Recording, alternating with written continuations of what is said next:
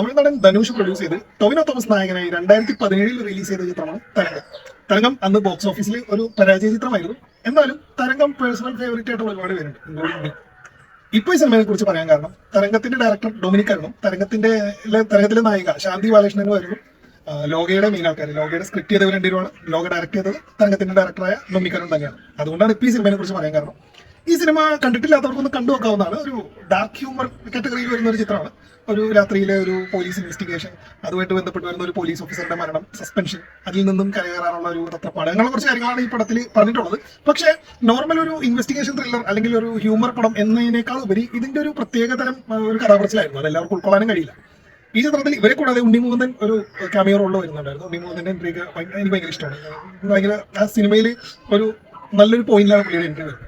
അപ്പോൾ ഈ ചിത്രം കണ്ടിട്ടില്ലാത്തവർ ഒന്ന് കണ്ടു നോക്കുക. ലോകയായിട്ട് കമ്പയർ ചെയ്ത് നോക്കിയിട്ട് ഒരിക്കലും ചിത്രം കാണരുത്. രണ്ട് ടൈപ്പാണ്. തരംഗം എന്ന് പറയുന്നത് ഞാൻ നേരത്തെ പറഞ്ഞ ഒരു ഡാർക്ക് ഹ്യൂമർ കാറ്റഗറിയിൽ വരുന്ന ഒരു സാധാരണ ചിത്രമാണ്. പക്ഷെ ഒരു ടൈം പാസ് ചിത്രമാണ്.